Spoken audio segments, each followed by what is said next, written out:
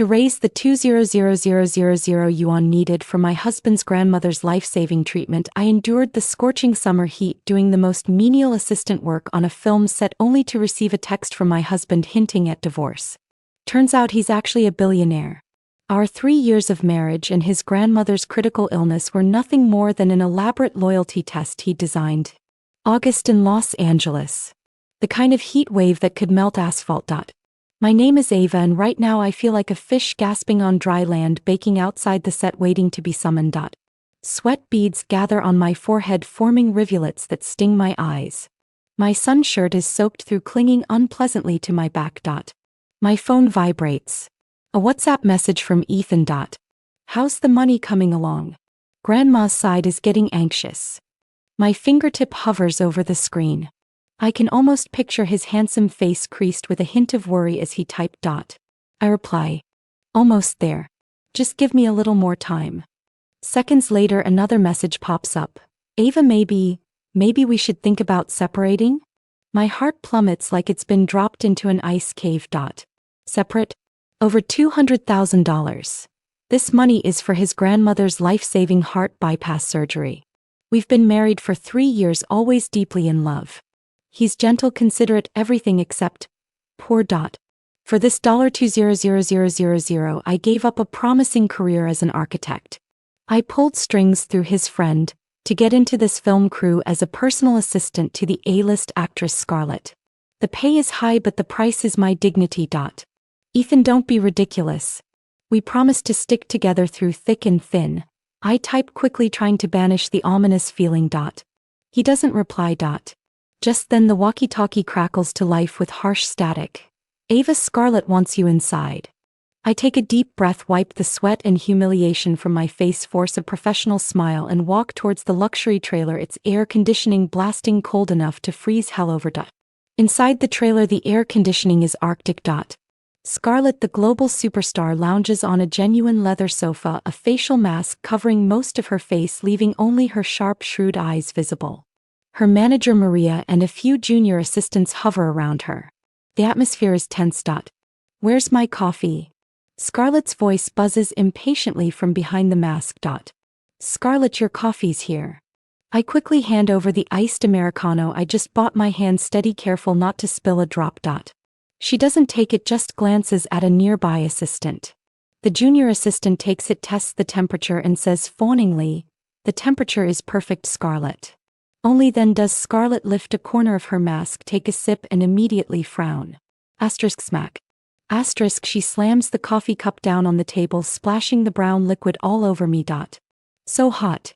Are you trying to murder me? She shrieks. An iced Americano? How could it possibly be hot? But I can't argue. I can only apologize profusely. I'm so sorry, Scarlett. I'll go get another one right away. Get another one? My time is precious. She rips off the mask, revealing her stunning but cruel face. Ava, right? I heard Ethan recommended you. His taste isn't great, picking someone so clumsy. My face flushes instantly, not from the heat but from shame and anger. The way Ethan's name rolls off her tongue sounds unnervingly familiar, laced with contempt. Maria chimes in, exactly. No common sense at all. Scarlett, maybe we should replace her. Forget it. Scarlett waves a dismissive hand, her gaze slicing over me like a knife. For Ethan's sake you can stay. But smarten up. Go clean my Jimmy Choos. Not a speck of dust. I bite down hard, pick up the spilled coffee cup from the floor, and retreat in humiliation. Behind me I hear their unrestrained laughter. The sun feels even harsher now. I duck into a corner, staring at the brown stain on my white t-shirt, and finally the tears start to fall. $200,000. For that I'll endure this. At the end of the day I'm packing up with another junior assistant from the crew. Seeing my low spirits, the young woman asks cautiously, Ava, are you okay? Scarlett's just like that, she's tough on everyone. I shake my head, managing a weak smile. I'm fine. Used to it. But didn't you used to be an architect? I heard you even won awards. Why come here and suffer like this? She looks at me puzzled. I gaze at the distant skyline where my dreams once resided. To raise money for my husband's grandmother's medical bills, I say softly, my voice tinged with exhaustion but also determination. His family isn't well off and his grandma is very sick. She needs $200,000 for surgery. An architect's income is unstable. This assistant job is exhausting but the salary is high and I can get the money faster. What about your husband? What does he do? He works at a small company. The pay isn't great but he works very hard, I say, protecting Ethan's image. We agreed husband and wife united will get through this together. This hardship is nothing. The young woman nods, seeming to understand somewhat. Ava, you're such a good wife. A good wife. I look at Ethan's cold profile picture on my phone screen, that unsettling feeling creeping back into my heart. A few days later, during a break in filming, Scarlett unexpectedly calls me into her trailer for a chat. She seems to be in a good mood, her tone softer. Ava, you're married? She asks casually, but her eyes hold a probing look. Yes, for 3 years, I answer honestly. Oh. She raises an eyebrow, her tone becoming somewhat playful. Someone like Ethan, you settled for him? What can he even give you? The question is strange, delivered with a condescending scrutiny. We love each other very much, I say, wanting to avoid the topic, offering a vague response. Love. Scarlett scoffs, picking up a script from the table and flipping through it. What good is just love from a man? Especially, never mind. Forget I said anything. She stops, leaving a meaningful pause hanging in the air. My stomach tightens. I feel like there's something hidden in her words. What's wrong with Ethan? Why would Scarlett talk about him like that? But back then, blinded by the pressure to raise money and my trust in Ethan, I didn't dig deeper. I just chalked it up to a rich celebrity's prejudice against ordinary people. I never imagined that this seemingly casual remark was a faint tremor before the earthquake. The turning point comes a week later.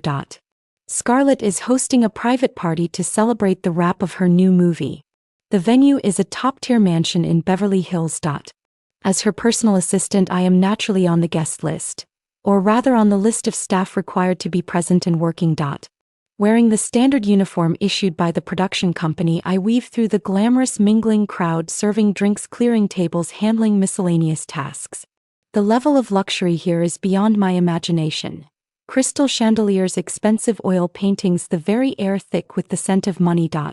Just as I'm carefully maneuvering my tray past a tipsy producer, a familiar yet strange figure enters my line of sight. It's him. Finn. He's wearing a perfectly tailored Armani suit, his hair impeccably styled, holding a champagne flute and chatting easily with a well-known director. He looks confident, radiating an aura of wealth and status that is utterly foreign to me.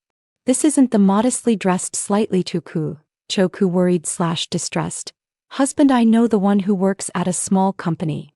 My tray trembles in my hand. The glasses clink softly. He turns his head slightly, perhaps sensing my gaze. Our eyes meet across the opulent room. His eyes, the eyes I've looked into countless times with love and trust, now hold a chilling indifference, a flicker of surprise quickly masked by something unreadable. He looks at me dressed in my cheap uniform like he's looking at a stranger, or perhaps a servant. The blood drains from my face. The noise of the party fades into a dull roar in my ears. Scarlett appears beside him, linking her arm through his intimately. She leans in, whispering something in his ear, then glances towards me, a triumphant, mocking smile playing on her lips. It hits me then. The strange comments. Scarlett's familiarity with Ethan. His sudden talk of separation. The friend who got me the job. It all clicks into place with horrifying clarity. My husband, the man I loved and sacrificed everything for, isn't poor. The small company, the sick grandmother needing $200,000. It was all a lie. A meticulously crafted performance. And this job, this daily humiliation under Scarlett? It wasn't a path to salvation. It was part of the setup. A loyalty test. A cruel, elaborate game designed by the billionaire I mistakenly married. The champagne flute slips from my nerveless fingers and shatters on the marble floor, the sound echoing the breaking of my heart and my entire world. I froze, the tray in my hands nearly slipping. What was happening? How could he be here? And those clothes, where did he get them? My mind went blank. Instinctively I ducked behind a Roman column, my heart hammering against my ribs. A terrifying suspicion bloomed in my mind, one I desperately tried to push down. Impossible. I had to be mistaken. Maybe he was working here part-time as a server? Or, as my thoughts raced wildly, the voices of Ethan and his friends drifted over. One of them, a blonde man, clapped Ethan on the shoulder, laughing loudly. Ethan, you've been playing this poverty test for long enough. 3 years and the girl still hasn't kicked you to the curb. Another woman dressed revealingly chimed in with a giggle. Seriously. If it were me, I couldn't have stood it. Pretending to be poor to pick up girls, only you would think of something like that, Ethan. Poverty test? Pretending to be poor. My blood ran cold. I heard Ethan chuckle softly, a hint of smugness and cold indifference in his tone. What's the rush? The game isn't over yet. I want to see if she's with me for me or for the money. What about the sick grandma thing? The blonde man asked. Fake, of course. Ethan's voice was flat, emotionless. 200,000. Not too big, not too small. Just enough to test her bottom line.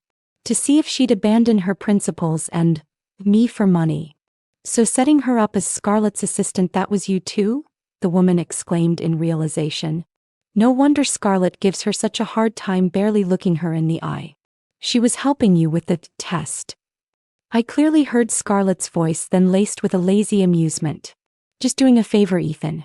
But honestly, that woman seems like she can take a lot. She'll eat any kind of bitterness for money. And the marriage certificate? The blonde man asked again. You think I'd actually register it? Ethan's voice dripped with sarcasm. Of course I had someone fake it. Playing this part for 3 years. I'm getting a little tired of it. The sick grandmother was fake. The job offer was fake. Even our red marriage certificate was fake. 3 years of relationship vows of sticking together through thick and thin, the tender words of love he spoke. It was all an elaborate, meticulously planned deception. A cruel game orchestrated by a rich heir to test true love, to satisfy his twisted need for control. A chilling coldness enveloped me as if I'd plunged into an icy abyss. Rage and humiliation erupted within my chest like a volcano. Forgetting everything else, I burst out from behind the columns, snatched a glass of red wine from a nearby table and hurled its contents straight into Ethan's deceptively handsome face. Ethan. You bastard. Liar. I shrieked hysterically, my voice trembling with emotion. The scarlet liquid streamed down his stunned face, staining his expensive white shirt. The room fell instantly silent. All eyes were fixed on us. Ethan's friends gaped while Scarlett wore an expression of someone enjoying a good show. Ethan wiped the wine from his face. Shock gave way to a dark, furious glint in his eyes. Ava, what are you doing here? What am I doing? I trembled with fury, tears streaming uncontrollably down my face. Don't you know what I'm doing? You despicable, shameless liar. You played with my feelings. You treated me like a fool. You're not even human. I railed against him, incoherently wanting to hurl every vile word I knew at him. Calm down. Ethan tried to grab my arm, but I violently shook him off. Get away. Don't touch me. Looking at him filled me with utter disgust. 3 years. For your sick grandmother. I quit my job, endured humiliation. And you tell me it was all fake. Ethan, you make me sick. My anguished cries echoed through the opulent hall, painfully out of place. People around us pointed and whispered. I couldn't bear the crushing weight of the blow, the shame. I turned and fled, stumbling like a madwoman out of that gilded cage. I don't know how long I ran, tears blurring my vision. The city's neon lights spun and distorted before my eyes, melting into grotesque blobs of color. Ethan's lies, Scarlett's mockery, the chatter of those wealthy socialites. They pierced my heart like countless needles. So for the past 3 years I had lived like a complete and utter fool. A self-righteous clown manipulated and played with at his whim. My heart ached so badly I couldn't breathe. Despair washed over me like a tidal wave. I wandered numbly down the street, completely oblivious to the blinding headlights and frantic honking behind me. Crash. A violent impact sent me flying like a broken kite. I hit the ground hard. In the last moment before consciousness faded, I thought I saw Ethan's face contorted in panic. When I woke again, I was in a hospital. The smell of antiseptic filled my nostrils. The white ceiling tiles were slightly glaring. I tried to wiggle my fingers. My whole body ached, especially my head. Ava, you're awake? A familiar voice sounded beside me. It was Ethan. He sat by the bed, his face etched with exhaustion and concern, the lingering panic still visible in his eyes. He was wearing plain casual clothes, his wrists bare, transformed back into the familiar poor guy Ethan I knew. He plays the part so well. I looked at him, my gaze icy, devoid of any emotion. How are you feeling? The doctor said you have a slight concussion, you need to rest. He reached for my hand. I snatched my hand back sharply, staring coldly at him. Stop acting, Ethan. Aren't you tired?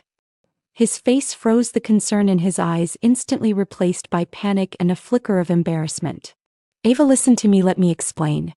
Explain. I twisted my lips into a mocking smile. Explain that you're a billionaire who pretended to be poor and lied to me for 3 years? Explain that your grandmother is perfectly healthy and the $200,000 was just a tool to test my loyalty? Explain that our marriage certificate is fake? Or explain how you let your rich friends and celebrity mistress laugh at me? My voice wasn't loud, but every word was a dagger to the heart. Ethan's face turned pale. He opened his mouth, but no words came out. A test. I laughed, but tears streamed down my face. Ethan, what gives you the right to test me? Who do you think you are? God? Using someone else's genuine feelings and dignity to feed your ridiculous, twisted sense of superiority. Ava, he finally found his voice, speaking rapidly. I know I was wrong. I was just scared people only wanted me for my money. I love you, Ava, I really do love you. Love. I reacted as if I'd heard the world's biggest joke. Your love is deceit, insult, trampling my heart underfoot. I'll make it up to you, he said, urgently, regaining some of his wealthy air demeanor. I'll give you anything you want. Money, houses, cars. Just stay with me. Compensation. I stared at him, my eyes filled with disgust and contempt. Ethan, do you really think money can buy everything? Can it buy back the trust you destroyed? Can it buy back the dignity I lost? My voice suddenly rose and I screamed with all my strength, get out. I don't want to see you ever again. Ethan was stunned by my roar, staring blankly at me. Finally, he stood up dejectedly and left the hospital room, looking utterly lost. The room finally fell silent, leaving only the sound of my ragged breathing and my heart breaking. Not long after Ethan left, the doctor came for rounds. He held my brain CT scan, his expression somewhat grave. Miss Ava, your external injuries aren't severe, but... He paused, seemingly choosing his words carefully. The impact caused an intracranial hematoma that's pressing on your optic nerve. We've done our best to remove it, but what? My heart sank, a terrible premonition washing over me. The hematoma might affect your vision. In the worst-case scenario, the doctor sighed. You could lose your sight. Blindness. The word struck me like a bolt from the blue, leaving me completely stunned. I had just endured betrayal and deception, and now I had to face the possibility of going blind? Was fate playing some cruel joke on me? Despair, overwhelming despair, engulfed me once more. I spent several days in the hospital. Ethan didn't show up again. But I saw his updates on Instagram. He was vacationing in Europe with that crowd of rich kids. Yachts, parties, expensive wine, beautiful women surrounding him, laughing and looking pleased with himself. The background of the photo was the azure Mediterranean Sea. Me. I was lying in a cold hospital bed, facing a future of potential blindness. My heart was well and truly dead. Just as I was preparing to handle my discharge paperwork, Scarlett showed up unexpectedly. She still had that same superior air about her, holding an exquisite box. Ava, Ethan asked me to give this to you. She placed the box on the bedside table. Inside are the keys and deed to a villa in Beverly Hills. Consider it his compensation to you. I looked at the box, finding it incredibly ironic. Take it away, I said coldly. Scarlett raised an eyebrow. Are you sure? This is something many people work their entire lives for and never get. I said take it away. I repeated, my tone leaving no room for argument. Tell Ethan that whatever was between us ended long ago. I won't accept anything from him. Scarlett shrugged, picking up the box. Suit yourself. But don't be so high and mighty. Without Ethan and possibly going blind, life's going to be tough for you. With that, she clicked away on her high heels and swept out of the room. I closed my eyes and took a deep breath. Yes, the future might be difficult, but I would never again accept any handouts from that liar. I checked out of the hospital. I didn't go back to the small apartment Ethan and I had shared, the one that reeked of lies. I found a cheap rental nearby and settled in temporarily. The first thing I did was pack up everything that belonged to Ethan and toss it in the dumpster. Those cheap gifts he'd given me, the photos we'd taken together, the objects symbolizing our fake happiness. I cleared them out piece by piece. Then I changed the locks. I needed to erase every trace of him from my life. But Ethan clearly wasn't planning on letting go easily. A few nights later, he showed up at my door. He was drunk, reeking of alcohol, banging on the door like he was trying to break it down. Ava, open up. I know you're in there. Let's talk. Through the door, I said coldly, we have nothing to talk about. Why? He roared from outside. Why won't you accept my compensation? Don't you need money? I can give you lots of money. I can give you the best life. Why don't you want it? His questions were filled with confusion and anger, as if he couldn't comprehend why I would refuse his generosity. I couldn't be bothered wasting any more words on him. I took out my phone and deleted and blocked all his contact information. WhatsApp, phone number, Instagram, Facebook. Everything. The shouting outside continued. I put on my headphones and turned the music up loud. The world was finally quiet. To pay my medical bills and prepare for the financial strain of potentially losing my sight, I had no choice but to continue working as Scarlett's assistant. Life had to go on and I needed the money. Scarlett, perhaps under instructions from Ethan or maybe just wanting to gloat, didn't fire me. She just became even more imperious, bossing me around constantly. And Ethan's harassment didn't stop just because I'd blocked him. He started finding new ways to appear in front of me. Sometimes late at night, drunk, shouting my name below my apartment window, drawing stares from the neighbors. Sometimes showing up on set trying to drag me away, forcefully getting into altercations with security. Once he caused such a scene on Scarlett's set that it disrupted filming. I reached my breaking point and called the police. As the police led him away, he looked at me with eyes full of disbelief and hurt. I just felt relief. Ethan, there was absolutely nothing left between us. After a while, Ethan seemed to quiet down. Just when I thought he had finally given up, he appeared at my doorstep again one rainy night. This time he wasn't drunk, nor was he shouting. He wore ordinary clothes, soaked to the bone, his hair plastered messily to his forehead. He looked pathetic and drenched. He just stood there in the rain, staring at me, a hint of pleading in his eyes. Ava. His voice was hoarse. I know I was wrong, really wrong. Can you give me one more chance, please? He tried to step closer, reaching out to touch me. I stepped back, avoiding his touch, my eyes showing undisguised disgust. Ethan cut the pathetic act to get sympathy. It makes me sick. I took a few bills from my wallet, the money he had lent me before, to cover his grandmother's medical expenses. It wasn't much, but it was the only real financial transaction between us. I shoved the money into his hand. This is the money you gave me before. Take it back. From now on, we owe each other nothing. Then, pointing towards the stairwell, I said word by word, get lost. Don't ever show up in front of me again. Ethan stood frozen, clutching the rain-soaked bills, watching as I firmly shut the door. Outside, the rain pattered softly. This time he didn't linger. Ethan seemed to have truly disappeared. Later, I heard bits and pieces about him from colleagues on set. He had moved into a top-tier apartment building downtown called Champs-Élysées, living extravagantly, blowing through money. But apparently he wasn't happy, often seen drinking alone with no steady girlfriend by his side anymore. Word was he started to regret it. He started to realize how stupid and wrong it was to test love in such a despicable way. He even started secretly keeping tabs on my life.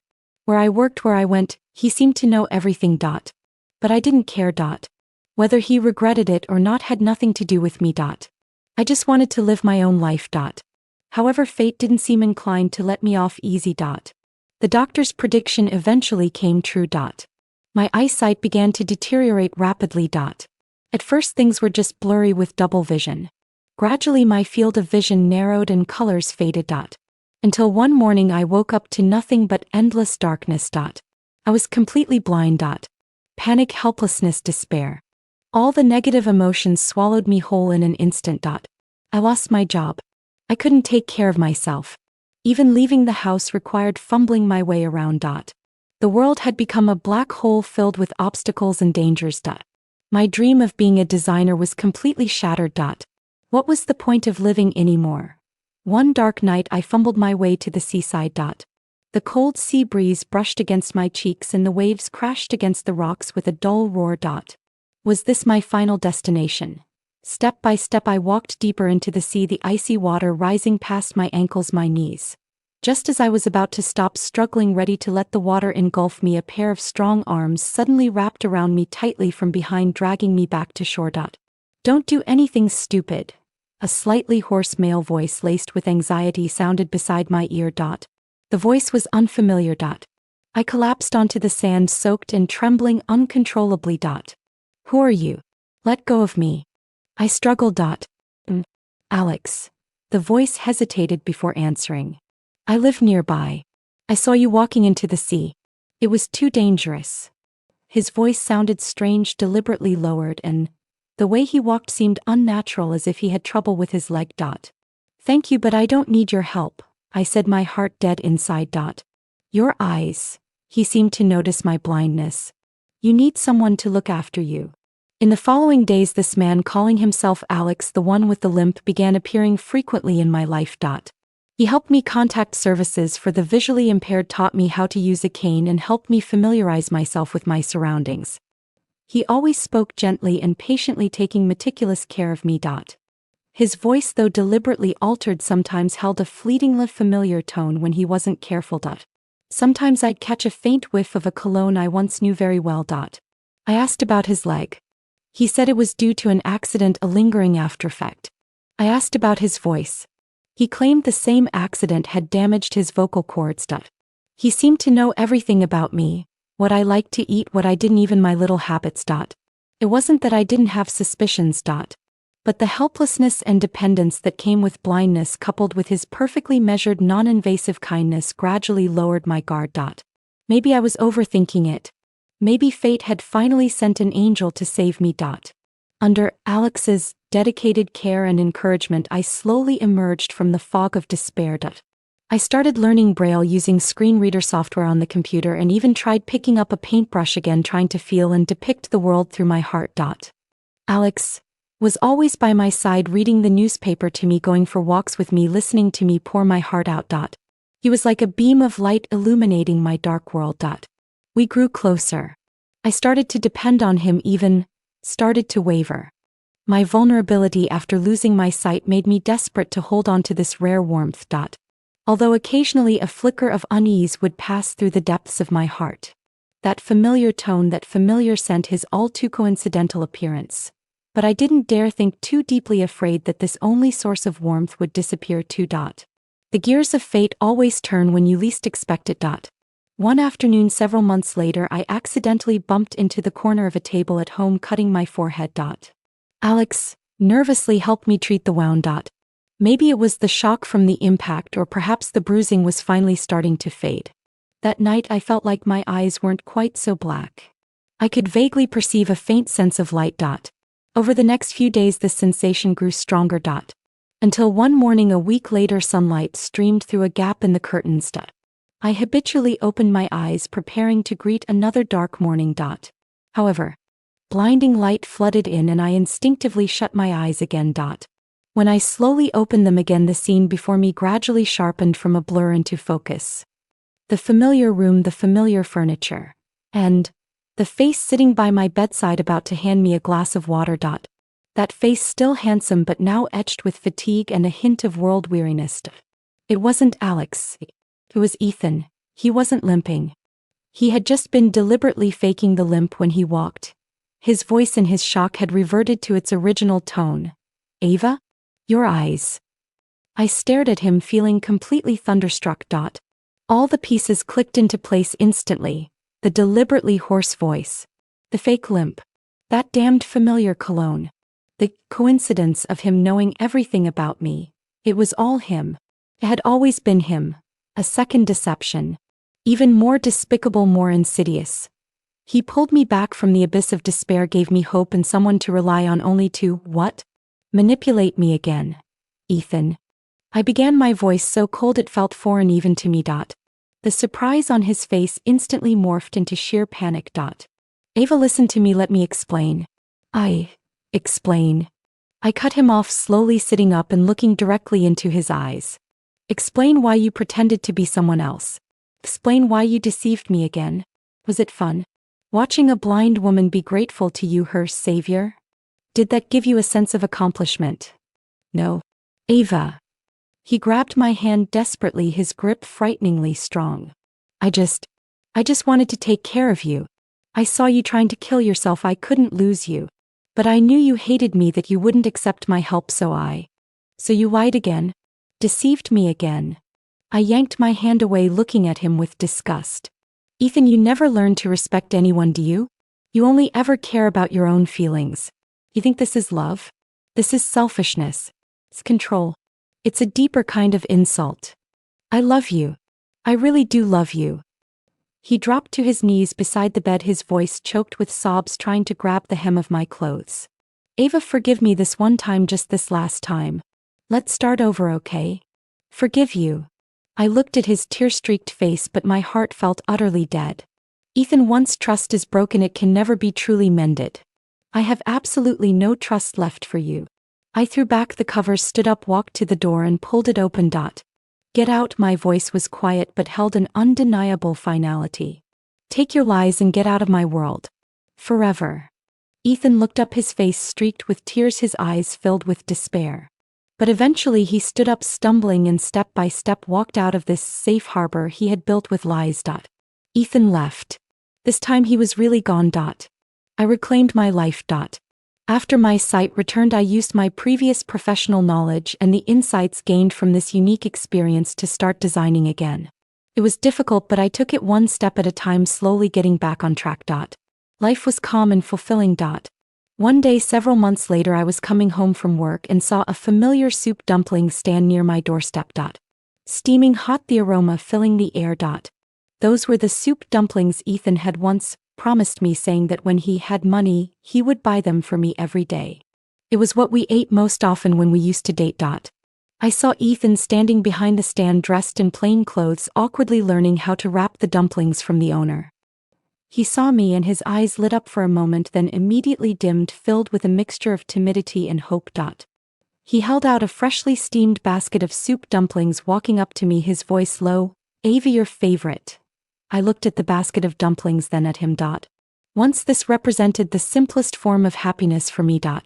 But now, Ethan, I said calmly. Thank you. But that's not necessary. Things weren't the same anymore. Some things once gone can never be brought back. The last glimmer of hope vanished from his face. He silently withdrew his hand and lowered his head. I didn't look at him again. I turned open my door and went inside. The moment the door closed, I heard an almost inaudible sigh from behind me. I knew this time it was truly over. The story of Ethan and me had definitively come to a close. Outside the sun was shining brightly. And my world too had finally welcomed true light.